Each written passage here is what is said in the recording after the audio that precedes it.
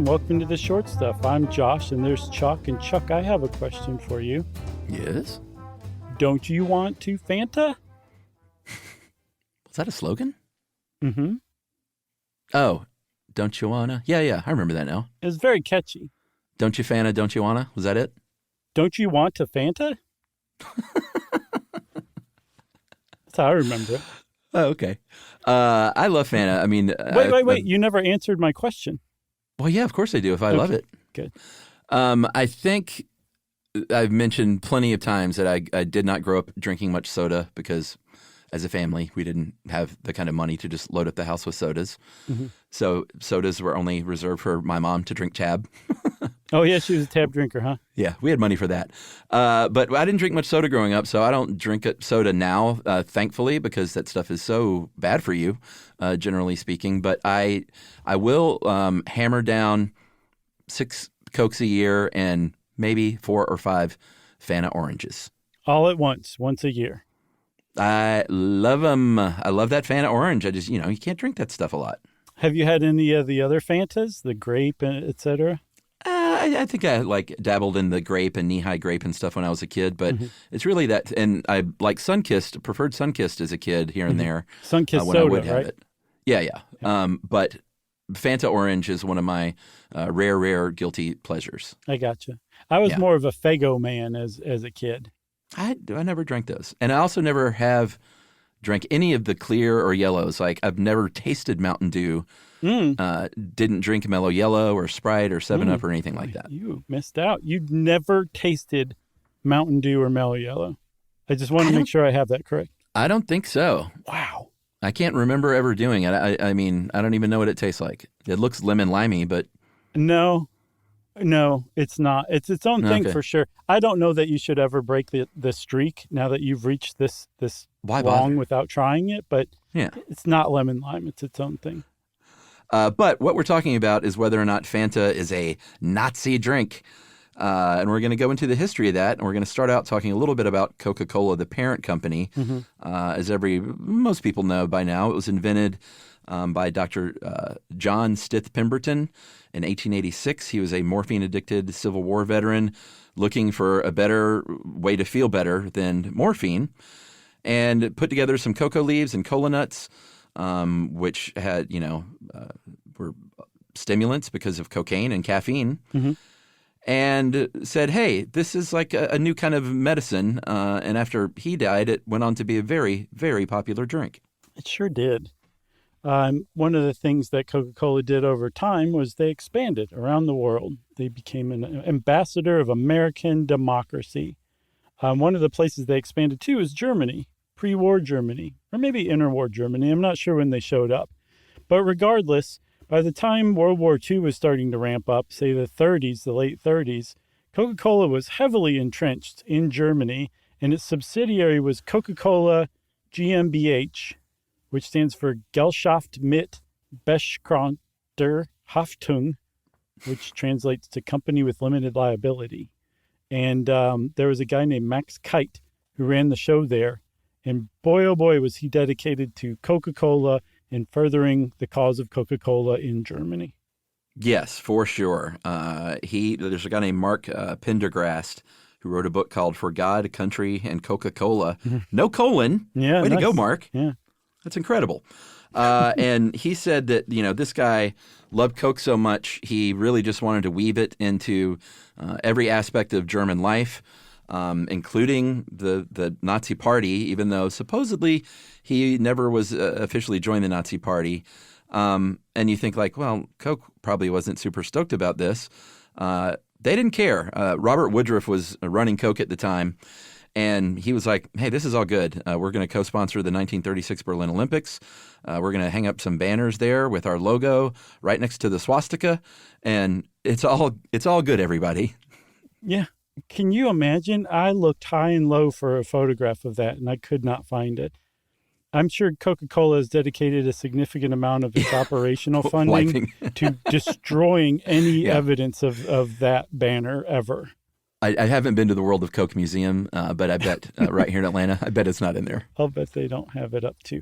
There was also, for the 10th anniversary of Coca-Cola GmbH, they decided to commemorate their deepest admiration for the Fuhrer, for Hitler's 50th birthday, with a mass Nazi salute, I guess, of employees who worked there at the time.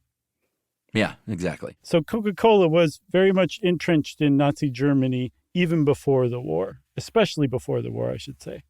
Well, yeah, because once the war started, we were like, oh, well, I guess we can't do business with Germany anymore. Right. And Germany was seizing enemy-owned businesses at will. I think General Motors actually got out of Germany, but they did seize IBM. And Coca-Cola said, sorry, Kite, we got to stop sending you our 7X flavoring. And he said, but that is the secret. And they went, I know, and I'm really sorry. But even though we're friends, our countries aren't friends right now. And that was a huge hit on Coca-Cola LLC, GmbH, Germany. He couldn't make Coke, so he was like, I got to come up with a new plan. Yeah, and also at the same time, he's walking this fine line between not having access to the product that his company makes and trying to keep the German government from officially seizing and taking over his company.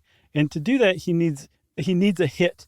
He needs the most delicious, most nutritious thing you could possibly put together that's going to sweep Germany right off the bat. And I feel like we should talk about this product that Max Kite introduced after a break.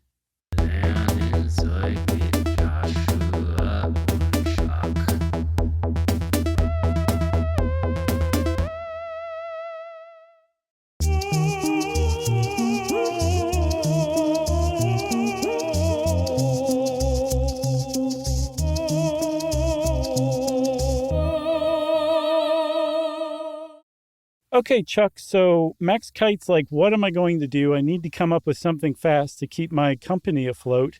I think I'll just create an entirely new drink that no one's ever even thought of making before. Yeah. And because there's so many wartime rations going on, I'm going to have to get really creative here, but I'm going to do it. Yeah, I mean, not only was he not getting that sweet 7X Coke syrup, Mm-hmm.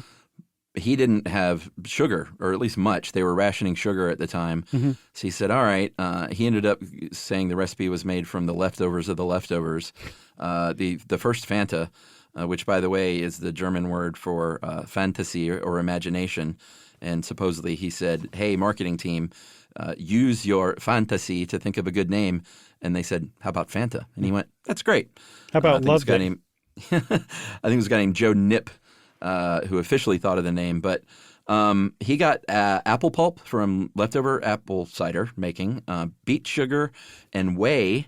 And by all accounts, it was not orange at all, and it tasted like sweet garbage. It's, it took me a couple of reads to be like, well, wait a minute, how does that taste like Fanta? And then I realized with just sudden horror, it didn't taste anything like Fanta. No. Apparently it didn't taste very well at all. Historians, no one knows what it tasted like, or at least no one's been able to find somebody who actually drank this stuff. But they're like, just look at the ingredients. There's no way it tasted good. And they think that it was probably mostly sold to be used as like a flavor agent for soups and stews and stuff like that. That people weren't just knocking back bottles of this stuff because they would have vomited until they died, I guess. Instead, they were just using it in other ways. But that's not to say it wasn't a huge hit. It was a big seller. And not only that, it instilled like a kind of national pride among Germans. Like, look at how resourceful we are in the face of, wartime scarcity. But have you tried this stuff? Yeah, it was their own. They're like, we have Fanta and beer. And like, we're going to claim those and love those and drink those until we fall over.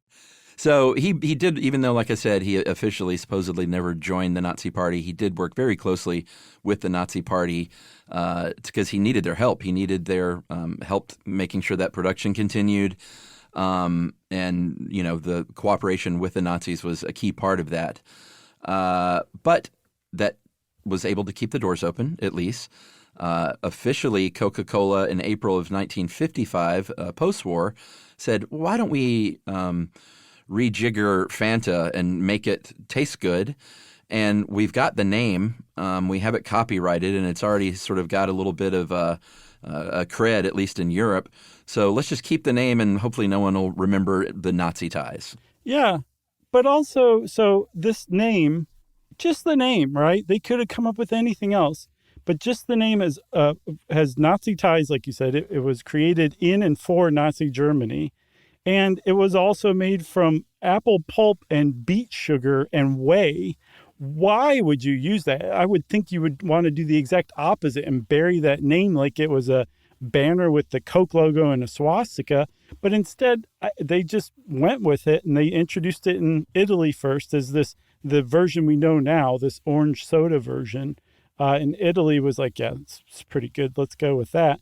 And they started to export it, finally made it into the United States in 1958, which was, I think, 3 years after they reintroduced it in Italy. Yeah, I think what the deal was is it wasn't widely known outside of Germany, so it's not like the word Fanta had some negative connotation all over the world. Mm-hmm.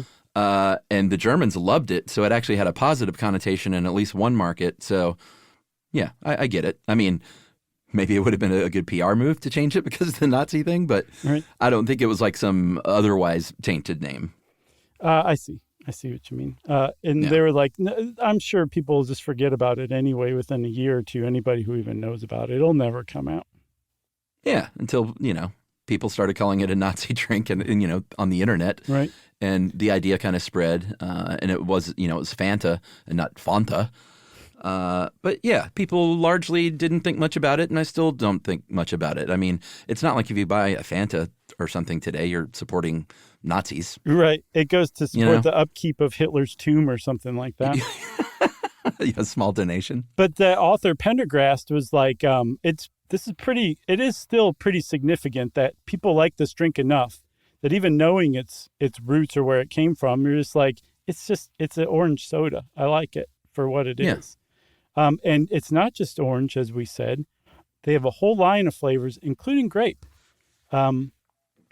And I think it's much more popular in South America right now, but it's still pretty big in America, in the United States. Man, we keep getting taken to task for that, for calling the U.S. America.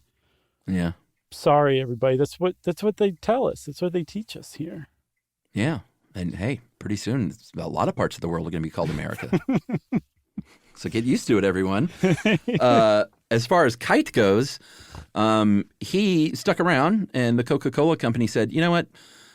Even though your drink was garbage, you did the yeoman's work way back then and kept that brand alive. And so he was made eventually the head of Coca-Cola Europe.